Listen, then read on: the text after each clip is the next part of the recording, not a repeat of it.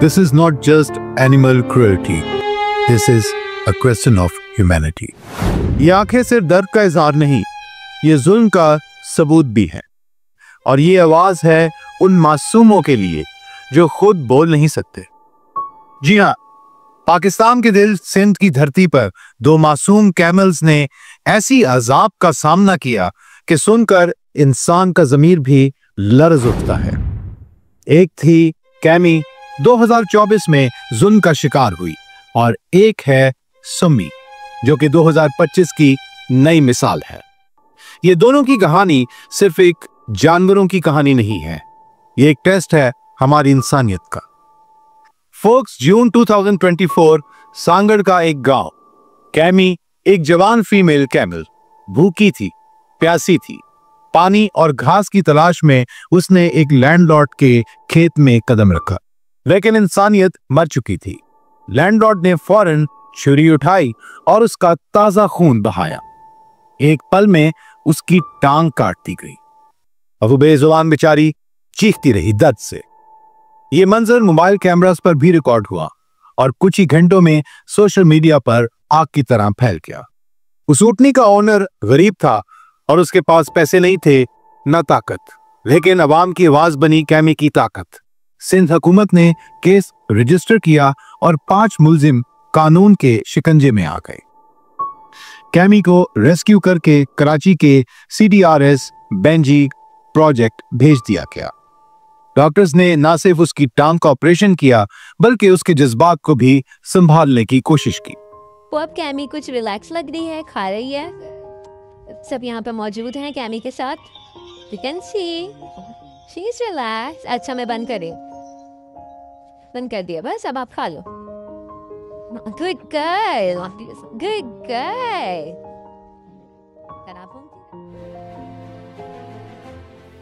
और आखिरकार अमेरिका से स्पेशलिस्ट टाइप एक प्रोस्थेटिक लेग डिजाइन किया गया। जुलाई 2025 में वो कैमी के जिस्म का हिस्सा बन गया। कैमी फिर से चलना सीख गई और अपनी दोस्त कैली के साथ धूप में खेलती हुई एक उम्मीद की मिसाल बन गई है।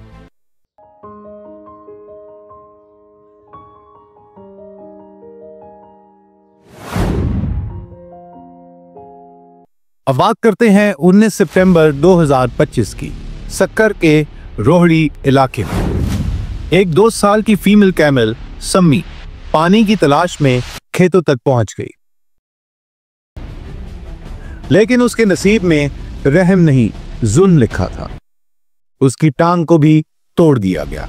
ट्रैक्टर के साथ घसीटकर उसका जबड़ा तोड़ा गया। जुबान जलाकर उसकी आवाज भी छीन ली गई।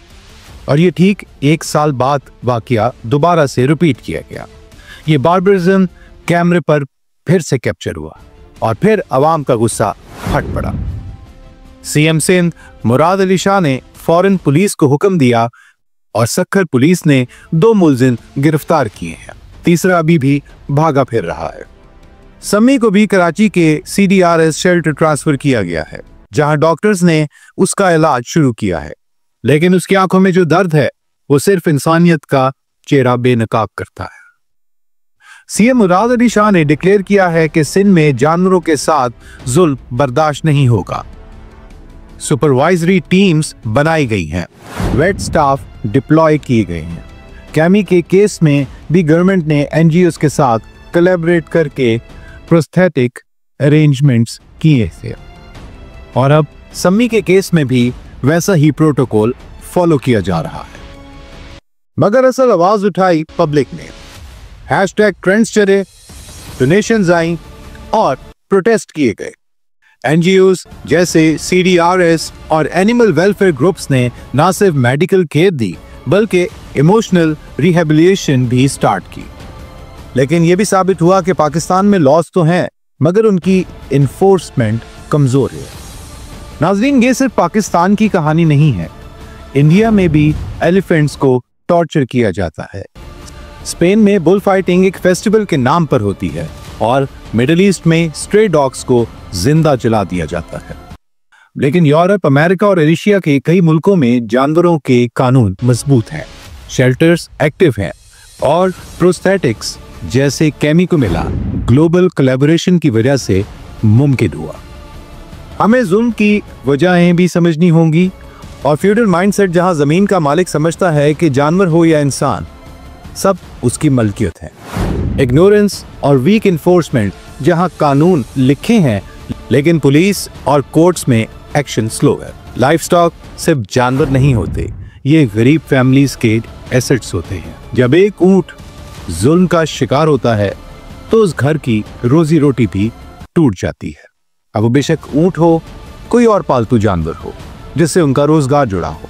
हमारी हुकूमत से डिमांड है कि कानून को इन्फोर्स किया जाए, स्पीडी ट्रायल्स हों और शेल्टर्स को फाइनेंशियल और लीगल सपोर्ट मिले। आप इंडिविजुअली भी फर्क ला सकते हैं। जब भी देखें कि कोई जानवर जुल्म का शिकार है, रिपोर्ट करें, शेल्टर्स को डोनेट करें और अपने बच्चों को कंपैशन सिखाएं।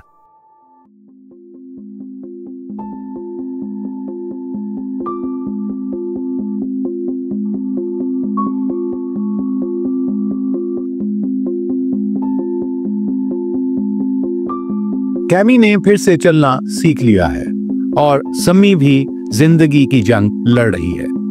इनकी कहानी सिर्फ उनकी नहीं है, ये हम सब की कहानी है। जब तक आवाज नहीं उठाएंगे जुल्म चलता रहेगा। तो आज हम सबको मिलकर एनिमल राइट्स के लिए आवाज उठाना पड़ेगी ताकि कल को कोई और सम्मी या कोई और कैमी इस जुल्म का शिकार ना हो। तो नाजरीन, ये कहानी खाली कैमी या सम्मी की नहीं है। अभी हाल ही में एक भैंस के टांगे काट दी गई।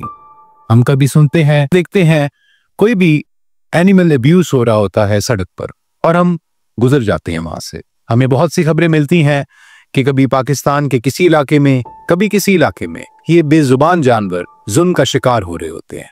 कभी किसी वडेरे के हाथों, कभी किसी जिम्मेदार के हाथों, कभी कोई आम इंसान के हाथों। इंसान से जाने अनजाने में जानवरों पर ऐसे जुल्म हो जाते हैं कि वो बेचारे बेजुबान अपना इजहार भी नहीं कर सकते। हमें चाहिए कि हम इंसानों की कदर तो करें मगर साथ साथ जानवरों की भी करें जिनके पास जुबान नहीं है मगर उनके पास वो सब फीलिंग्स हैं जिसको वो महसूस करते हैं। उनका भी रोना निकलता है, वो भी खुश होते हैं क्योंकि उनके अंदर जान है। तो हमें इंसानी जान के साथ जानवरों की भी जान बचानी चाहिए। जहां जहां पे आप ऐसा जुल्म देखें, आवाज उठाएं। हमें सबको इस मामले पर तवज्जो देनी होगी। मैं उम्मीद करता हूं कि कैमी और सम्मी के लिए आप भी आवाज उठाएंगे और ऐसे जहालत भरे मुआशरे को हम अमन का और एक जिम्मेदार मुआशरा बनाएंगे।